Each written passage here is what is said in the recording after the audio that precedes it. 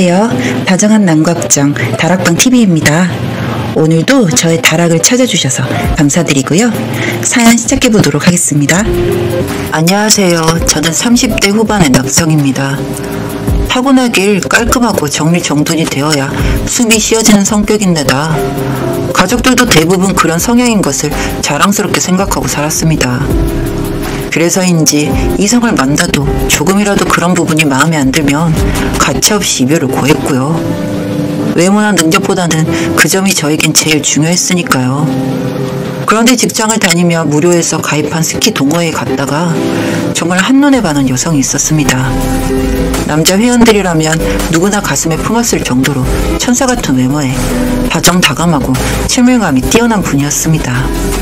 게다가 모든 스포츠에 능했고 무용과 출신이라서 그런지 몸이 상당히 유연했습니다. 키도 크고 호수같이 깊고 큰 눈방울이 정말 매력적이었고 거기다 직업도 필라테스 강사라는 것도 마음에 들었습니다. 처음으로 여자에게 고백을 하고 사귀고 싶다고 다가갔습니다. 그러자 처음엔 살짝 고민하는 것 같더니 나중에 그러자고 답이 왔습니다. 정말 세상을 다 얻은 기분이었습니다. 이럴 수가. 제가 그렇게 간절하게 바라던 데이트를 하는데 하늘을 둥둥 날아오를 것 같았습니다. 그렇게 석 달러를 만났는데 그녀의 매력에 빠져 프로포즈를 했습니다. 드라마에서나 보던 장미 백송이야 풍선을 트렁크에 넣어두었다가 보여주었죠. 여친은 눈물을 글썽이며 감동했고 저에게 날아오르듯이 안겼습니다. 그날은 저에게도 여친에게도 최고의 날이지 않았나 생각해봅니다. 그렇게 프로포즈를 받아들이게 된 후 일사천리로 양가 인사를 드리고 결혼을 진행시켰습니다. 저희 집에서는 큰 반대 없이 허락을 받았고 예비 처가에서도 흔쾌히 환영을 하였고요. 아마도 제 직업이 공무원이라서 더 환영하신 것도 있었던 것 같았습니다. 그렇게 웨딩홀도 예약하고 스튜디오 촬영도 마쳤답니다. 그렇게 행복에 겨웠던 나날들이었는데 함을 들고 간 날 여친의 방에 들어갔는데 청소도 그렇고 뭔가 급하게 치운 듯한 분위기였습니다. 베란다는 블라인드로 다 가려놓았고요. 아마도 바빠서 정리정돈을 최근에 했나 보다 넘어갔어요. 그때 눈치를 챘어야 했는데 사람의 촉이란 무시할 수 없는 것 같습니다. 그 신혼집으로 와서 새 단장을 하는데 실망감 이루 말할 수 없었습니다. 아내는 처음 인테리어한 그 공간 외엔 모든 물건을 잡다하게 사서 쟁여두는 습관이 있더라고요. 전 그때만 해도 애정이 남달랐기 때문에 쫓아다니면서 치워주고 정리해주고 했답니다. 그런데 한 달이 지나지 않았는데 저희 집 베란다에는 이런저런 쓸데없는 물건들이 가득 차서 밖에 창이 보이지 않을 정도가 되었습니다. 그 물건들이란 신문, 잡지, 오래된 책, 헌옷, 잡곡, 피규어 상자 뭐 이런 것들이었어요. 치워주면 또 뭘 사들고 와서 채우고 싱크대에 들어갈 냄비나 프라이팬들은 다 나와있고 중고로 산 그릇들이 꽉 차 있었습니다. 시간이 갈수록 제 인내심은 바닥을 보였고 결혼 후 석 달 만에 미칠 듯이 큰 싸움을 했습니다. 도대체 이 물건들은 뭐고 베란다를 보라며 전 소리를 질렀고 아내는 상관하지 말라며 절 밀쳤습니다. 그러자 전 싱크대 안에 있던 그릇들을 다 꺼내서 깨버렸고요. 베란다의 물건들을 분리수거통에 다 넣어버렸습니다. 아내는 엉엉 울고 절 죽일 듯이 달려들었고요. 결국 옷까지 뜯겨가며 싸우다가 친정으로 가버렸습니다. 아내는 정신적으로 문제가 있었던 겁니다. 우리가 호더라고 부르는 사람들 아내도 그중 하나였던 거였죠. 그렇게 처가에 가서는 이혼하겠다고 쌩 난리를 부려서 전 야밤에 호출을 받아 아내가 있는 그곳으로 들어갔습니다. 전 이렇게 결혼 석 달 만에 파경을 맞는 게 아닌가 불안했지만 장인 장모님은 제게 부부 상담을 받아보라고 하시며 오는 일은 덮고 가겠다고 하시는 겁니다. 전 감사했지만 그래도 아내의 저 버릇이 과연 고쳐질까 걱정스러웠습니다. 화가 나서 말도 안 섞는 아내를 어찌저찌 집으로 데려와서 일단은 서로 시간을 갖자고 했고 부부 상담을 받기로 했습니다. 알고 보니 상담센터에 미리 예약도 해주셨더군요. 도저히 안 받을 수가 없었습니다. 일단 처음 상담을 갔더니 심리검사를 먼저 하라고 하셔서 2시간 동안 아내와 전 차분하게 검사지에 마킹을 하고 돌아왔습니다. 그 결과는 다음 주에 알려준다고 하시더군요. 아내를 달래서 맛있는 저녁을 먹고 집에 돌아왔습니다. 그런데 집 앞에는 피규어가 잔뜩 배송되어 현관 앞에 박스가 층층이 쌓여있는 게 아니겠습니까? 성질 같아서는 때려 부시고 싶었지만 겨우 참았죠. 잘 정리하라는 말과 함께 전 술 한 잔을 마시고 침대에 먼저 누웠습니다. 앞으로 어떻게 살아갈까 솔직히 정말 이제 고민스러웠습니다.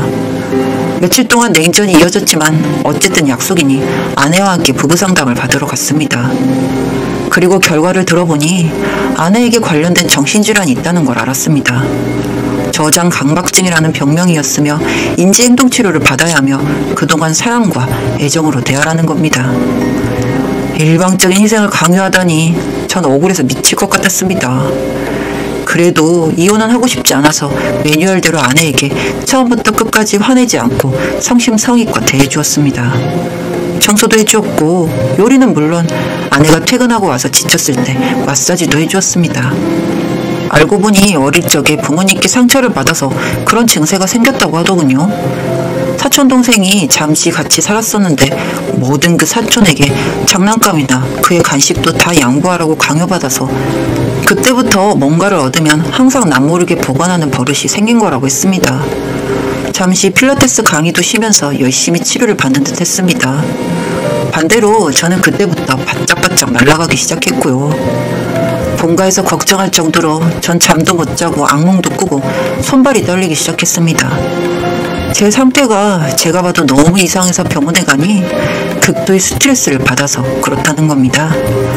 꿈을 꾸면 아내가 쌓아둔 집더미가 제 얼굴에 떨어져 직사한다든지 피가 철철 나도록 고통스러워하는 상황이 벌어지니 편히 잠을 들 수도 없었습니다.